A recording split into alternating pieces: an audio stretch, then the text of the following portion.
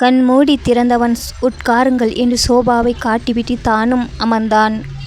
தலையை ஒரு கையால் தாங்கியபடி அவர்கள் மாட்டார்கள் என்றான் சுருக்கமாக.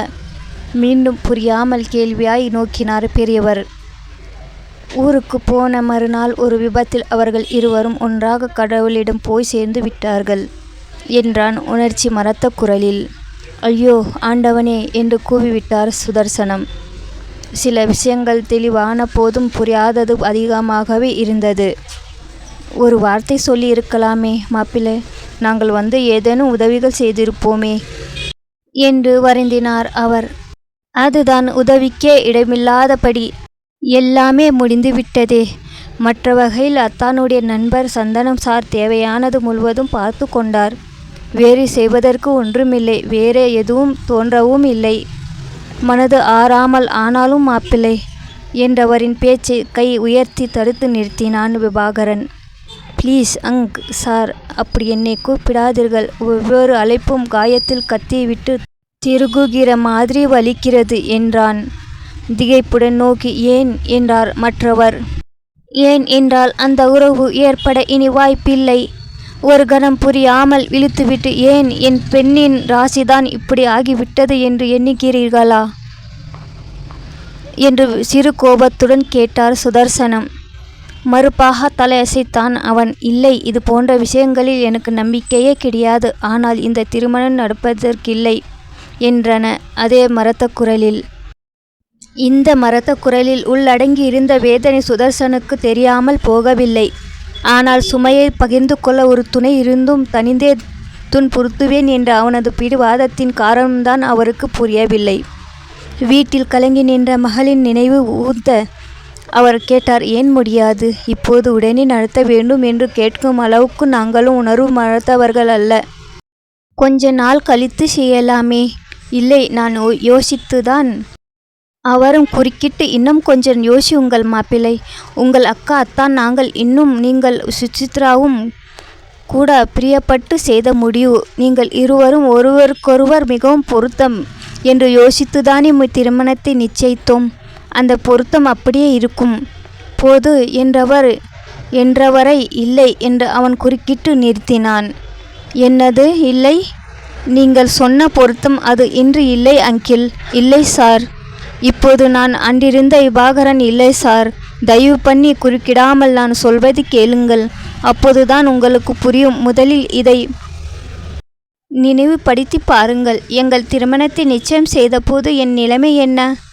கை நிறைய சம்பாதிப்பவன், பிக்கல் பிடுங்கல் கிடையாது. கார் இருக்கிறது, வீட்டுக்கு பணம் கட்டுகிறான். பெண்ணின் எதிர்காலம் வளமாக இருக்கும். அப்படி நினைத்துதானே என்னை உங்கள் மகளுக்கு ஏற்ற கணவனாக வரித்தீர்கள். ஆனால் இப்போது நிலைமை அடியோடு மாறிவிட்டது சார். அக்காவுடைய பிள்ளைகளின் பொறுப்பு இப்போது என்னுடையது அல்லவா? அதாவது புது மணப்பெண்ணாக தான் கூடு தன் குழந்தை என்று சந்தோஷமாக திட்டமிடும் முன்பே சிந்துவுக்கு இங்கே ஒரு ரெடிமேட் குடும்பம் அல்லவா காத்திருக்கிறது. புது மணவாழ்வு என்ற பேச்சுக்கே நினைவிருக்க கூட நேரம் மீறாதே. பிள்ளைகளின் படிப்பு செலவு, எதிர்காலத்துக்கு சேமிப்பது என்று நான் சம்பாதிக்கிற பணத்துக்கும் வேறு பெரும் செலவு இருக்கிறது சார். இது தாண்டி என்னை கை நிறைய சம்பாதிக்கிறவன் என்று உங்களால் சொல்ல முடியுமா? அத்தோடு அக்கா இந்த வீட்டு வாங்கியதில் வேறு இன்னும் பணம் கட்ட வேண்டியிருக்கிறது. வெற்றி நிச்சயம் என்று கடன் வாங்கி தொடங்கிய தொழில் விஷயம் என்ன ஆகும் என்று ஒன்றுமே தெரியவில்லை. அதற்கு கூட பேங்க் கடனுக்கு பணம் கட்ட வேண்டி வரலாம். எண்ணி பாருங்கள். இத்தனைக்கும் எனக்கு இருக்கும் இத்தனை பொறுப்புகளுமே மேலே நான் சுசித்ராவுக்கு தகுந்த கணவனா? சினிமாக்களில் வருவது போல நீ ஆண் பிள்ளை என்பது போதாதா என்று நீங்கள் கேட்க மாட்டீர்கள் என்று நினைக்கிறேன். அதே போல இந்த பொறுப்புகள் எதையும் உதறிவிட்டு வருமாறு கூறவும் மாட்டீர்கள் என்றும் நம்புகிறேன். சொல்லுங்கள் சார், அடியோடு மாறிவிட்ட எனது இந்த நிலையில் சுசித்ராவை மணப்பது அவளுக்கு நியாயம் செய்வது ஆகுமா? ஆகாது என்று யோசித்துதான் இந்த முடிவை எடுத்தேன். எனக்கும் எவ்வளவு வேதனைதான். ஆனால் என் மகிழ்ச்சிக்காக சிந்துவுக்கு நியாயம் செய்ய என்னால் முடியாது. நல்ல வேளையாக இது பற்றி பேச நீங்கள் வந்தீர்கள் சார். அவள் வந்து அழுதாலோ ஆத்திரப்பட்டாலோ என்னால் இவ்வளவு தெளிவாக பேச முடிந்திராது. ஆண்டியும் புரிந்து கொள்வார்கள். ஆனால் சுசியிடம் ஃபோனில் கூட எப்படியோ உளறி கொட்டிதான் பேசி முடித்தேன்.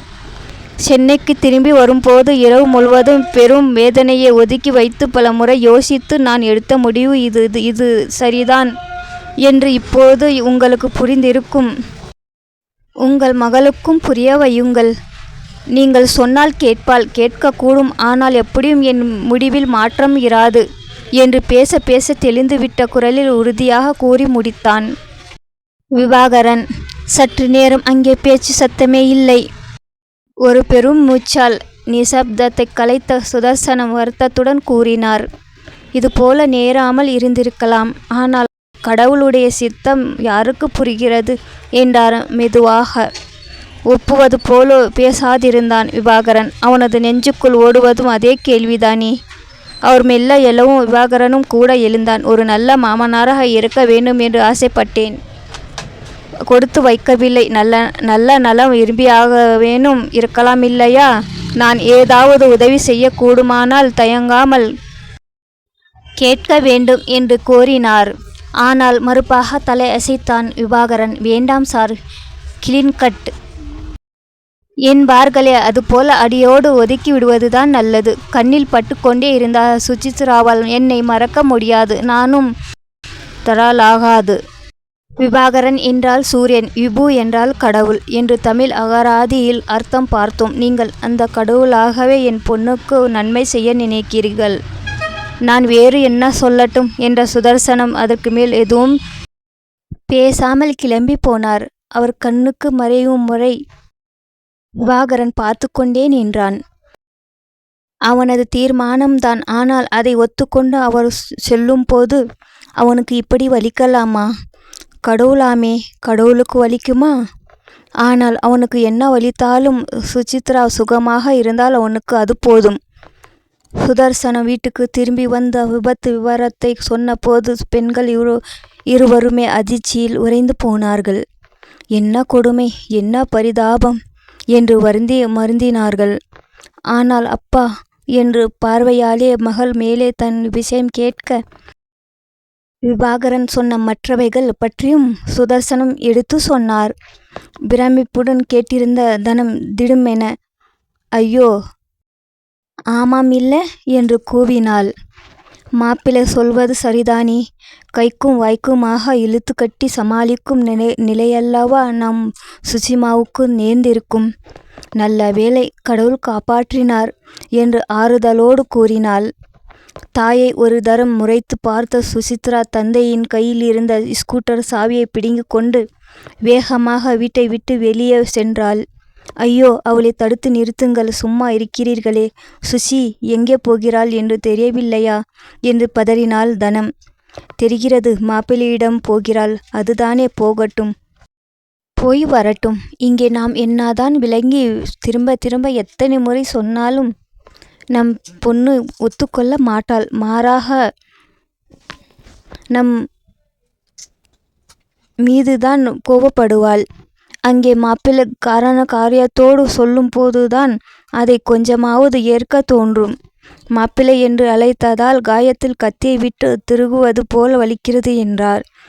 அவள் மேல் அவ்வளோ ஆசை. அவளிடம் பேசுவது அவருக்கு இன்னும் அதிக வேதனையாகத்தான் இருக்கும். ஆனால் இதை மனதார தொடரும் கதை. தொடர்ந்து பாருங்கள், ரொம்ப நல்லா இருக்குது. சப்ஸ்கிரைப் பண்ணிக்கோங்க, லைக் பண்ணிக்கோங்க, ஷேர் பண்ணிக்கோங்க. தேங்க்யூ ஃபார் வாட்சிங். இன்னொரு கதையில் சந்திக்கலாம். தேங்க்யூ.